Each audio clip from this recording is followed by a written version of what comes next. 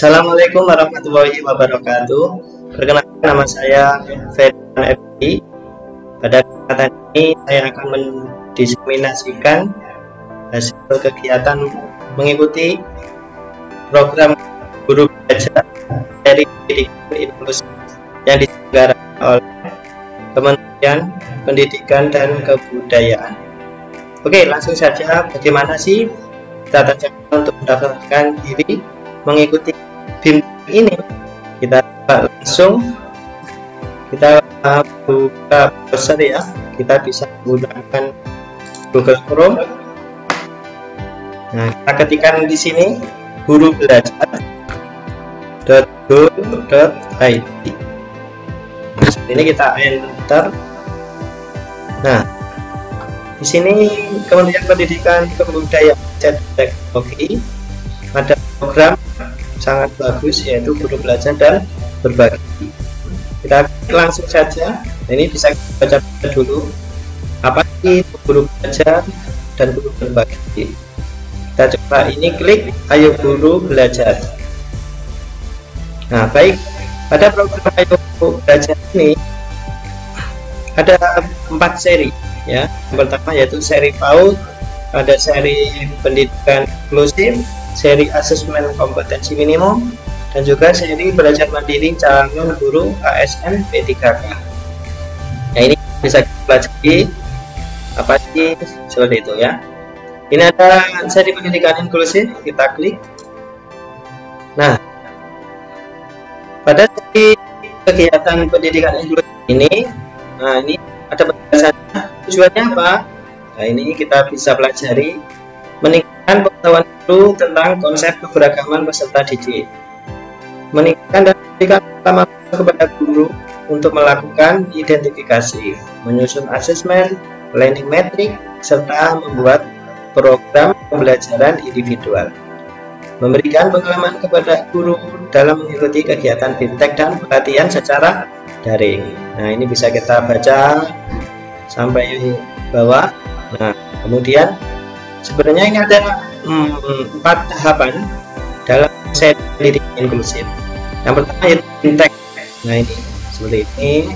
Kemudian kalau kita sudah di BIMTEK, kita bisa masuk ke tahap selanjutnya atau tahap 2, yaitu pelatihan. Nah, setelah juga 100%, kita ke 3 micro learning, dan yang terakhir tahap 4 pengimbasan. Jadi video kali ini yaitu video pengimbasan atau diseminasi yang terdapat. Oke, polanya seperti apa? Nah, ini bisa kita klik. Nah, serunya belajar bersama di program belajar dan berbagi seri pendidikan inklusif. Nah, ini ya, dan kesinambungan, lebih konsisten dan lebih kolaboratif. Nah, ini bisa kita pelajari juga tahapannya seperti ini. Nah, kemudian hasil yang diharapkan dari program ini. Nah, ini bisa kita baca-baca. Baik, seperti itu. Kalau kita mau mendaftarkan, kita bisa klik mulai belajar. Nah, di sini ini saya sudah login ya. Login, ini nama saya. Kemudian ini ada nomor kaki. Jadi kita login dulu, kita pick dulu ya. Sebenarnya kita harus login ini, masuk. Nah, ini saya sudah login. Ini simpan. Jadi peserta harus mempunyai nomor kaki. Seperti ini buat login ya. Nah, ini pilihannya, kita pilih yang pendidikan inklusif. Nah, ini kemarin ini yang pertama yaitu BIMTEK sudah tuntas, kemudian ada yang kedua pelatihan sudah tuntas juga, micro learning ini sudah tuntas, sedang berjalan ya. Dan yang terakhir ini pengimbasan. Jadi video kali ini yaitu video pengimbasan. Baik, seperti itu, langsung saja saya akan coba jelaskan beberapa sedikit materi atau gambaran umum dari kegiatan program BIMTEK ini. Nah, ini ya. Nah, ini seri pendidikan inklusif. Jadi peserta atau bapak ibu guru, kepala sekolah dan lain sebagainya yang memenuhi syarat untuk mengikuti kegiatan ini bisa memilih yaitu seri PAUD atau pendidikan inklusif atau AKM. Dan alhamdulillah saya sudah lulus seri AKM. Sekarang saya sedang proses diseminasi mengikuti kegiatan seri pendidikan inklusif. Lanjut. Jadi nanti di dalam BIMTEK-nya yaitu ada yang pertama stimulus, yaitu kita akan belajar mandiri secara online, yaitu kita akan bisa menyaksikan video dan ada menjawab pertanyaan. Jadi yang pertama biasanya pretest ya, sejauh mana kita paham tentang materi yang akan kita pelajari. Jadi di situ juga dilengkapi dengan video-video yang sangat menarik. Kemudian yang kedua yaitu kita diberikan materi atau bisa mengunduh materi berupa modul dan mempelajarinya materi secara luring ya, bisa kita pelajari sewaktu-waktu di waktu longgar. Kemudian yang ketiga yaitu ada kuis, yaitu kita akan menjawab kuis pada topik tertentu. Jadi setiap topik dikasih kuis ya, cukup mudah, jangan takut. Kemudian ada juga penilaian, yaitu menjawab soal yang diberikan pada setiap akhir les ya atau pembelajaran. Nah, yang terakhir yaitu refleksi. Kita melakukan refleksi di akhir pembelajaran atau kursus, yaitu refleksi ini bisa kita share melalui Facebook atau melalui Instagram atau Twitter ya, yang di situ bisa di feedback atau ada tanggapan dari peserta atau orang lain ya tentang refleksi yang pemahaman yang telah kita dapatkan selama kegiatan. Baik, lanjut. Nah, pada kegiatan BIMTEK ini saya jabarkan garis besarnya ya. Kita akan mempelajari di dalamnya keberagaman peserta didik. Kemudian ada pendidikan inklusif dan sekolah ramah anak. Kemudian ada sistem layanan pembelajaran, akomodasi kurikulum, dan yang terakhir program pembelajaran individual atau PPI. Baik, langsung saja untuk yang keberagaman peserta didik saya akan coba jelaskan ya.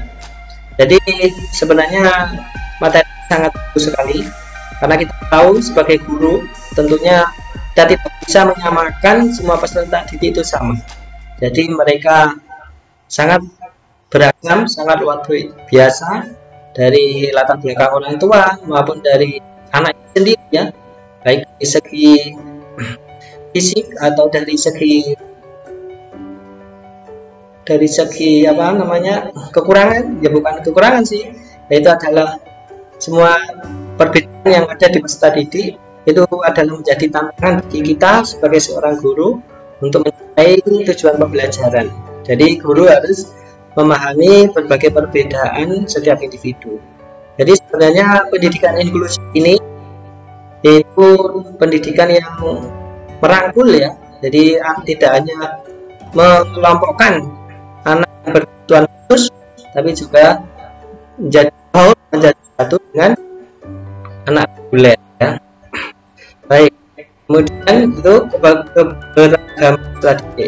Untuk selanjutnya yaitu karena kita tahu ya karakteristik peserta tadi ada yang tunanetra, maaf ya, ada yang tunarungu, ada yang tunagrahita, ataupun ada hambatan-hambatan lain. Contohnya anak yang autis atau anak yang cerdas istimewa.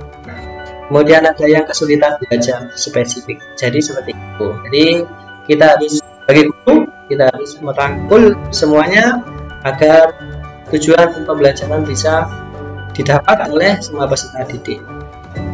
Jadi selanjutnya yaitu pendidikan inklusif dan sekolah ramah anak. Kita tahu ya, jadi sebenarnya mereka atau peserta didik itu memiliki hak yang sama untuk mendapatkan pendidikan. Jadi kita tidak boleh mengelompokkan sendiri-sendiri ya. Jadi biarkan mereka hidup di lingkungan yang semestinya. Dia bermain dengan teman sebayanya. Biarkan dia berkembang sesuai dengan potensinya. Ya, seperti itu. Jadi sekolah harus bisa mewadahi semuanya, tidak tanpa terkecuali. Kemudian juga sekolah itu harus ramah anak. Artinya anak itu dibuat senyaman mungkin di sekolah, bisa bermain, berbaur dengan teman-teman semuanya tanpa adanya sekat ya. Jadi kita ciptakan lingkungan sekolah yang nyaman, yang kondusif.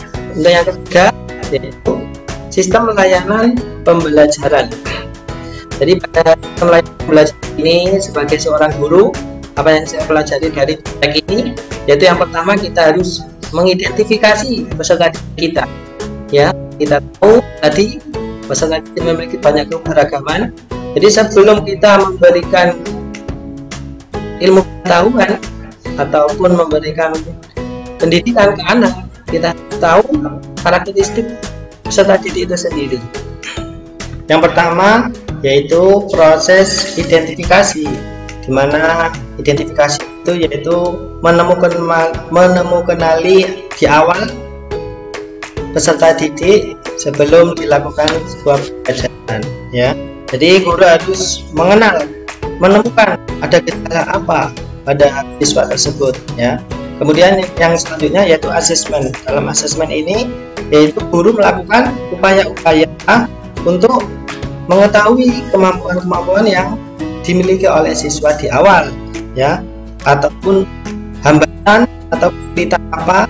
Kemudian ada juga latar belakang peserta didik, jadi di asesmen ini. Kemudian yang ketiga yaitu ada intervensi, di mana proses intervensi ini yaitu untuk mengetahui, intervensi itu untuk menangani kebutuhan hambatan belajar dan perkembangan agar mereka dapat berkembang secara optimal. Jadi ada 3 tahapan dalam sistem layanan pembelajaran. Kemudian akomodasi kurikulum. Akomodasi kurikulum ini kita menyesuaikan kurikulum, yaitu kita bisa memodifikasi, merubah atau menyesuaikan satu atau beberapa komponen kurikulum, kita sesuaikan dengan kebutuhan siswa. Tidak hanya memodifikasi, kita juga bisa mengadaptasi ya. Ada duplikasi, kemudian ada substitusi dan modal omisi ya. Apa yang kita duplikasi? Bisa pembelajaran, kemudian isi, kemudian proses, dan juga evaluasi. Kita duplikasi, kita bedakan antara siswa reguler dan siswa yang berkebutuhan khusus. Oke, selanjutnya yaitu program pembelajaran individual ya. Yang terakhir ini PPI ya. Program ini yaitu setelah kita membuat, mengidentifikasi, mengasesmen, kemudian intervensi, yang terakhir yaitu PPI. Nah, di mana program ini yang akan kita lakukan ke siswa ya. Program ini yaitu program yang sangat dinamis. Artinya apa? Program ini sensitif terhadap perkembangan dan perubahan peserta didik ya, untuk menciptakan peserta didik ini agar mereka bisa beradaptasi di lingkungan masyarakat yang sesuai atau yang seperti masyarakat umum lakukan. Oke, baik, seperti itu. Ini adalah gambaran umum materi BIMTEK yang akan Anda dapatkan jika mengikuti kegiatan BIMTEK ini. Nah, ini selanjutnya ada refleksi ya. Ini beberapa contoh refleksi yang sudah saya lakukan. Nah, ini refleksi BIMTEK. Kemudian tahap selanjutnya yaitu pelatihan, di mana pelatihan ini guru akan dilatih untuk membuat identifikasi, membuat asesmen, kemudian membuat learning metrik, dan juga program pembelajaran individual. Seperti itu ya. Nah, ini pelatihannya. Oke, ini ada kegiatan refleksi yang saya lakukan. Nah, seperti ini. Yang ini kegiatan identifikasi. Ini adalah refleksi tentang asesmen. Bisa dibuka di Facebook saya. Kemudian ini adalah planning metrik, dan yang terakhir yaitu PPI. Dengan PPI, guru akan dapat memberikan pelayanan sesuai kebutuhannya peserta didik dengan lebih memfokuskan pada kemampuan dan kelemahan kompetensi peserta didik berkebutuhan khusus. Seperti itu. Jadi ini materi-materi yang diberikan sangat luar biasa. Nah, terima kasih ya. Tetap semangat dalam belajar. guru harus terus update, tiada kata terlambat dalam belajar. Ya. Silakan bagi Bapak Ibu yang ingin berminat mengikuti BIMTEK dan juga pelatihan di Guru Belajar dan Berbagi seri pendidikan inklusif. Itu saja yang bisa saya berikan pada kegiatan diseminasi ini. Kurang lebihnya saya mohon maaf. Wabillahi taufiq wal hidayah. Wassalamualaikum warahmatullahi wabarakatuh.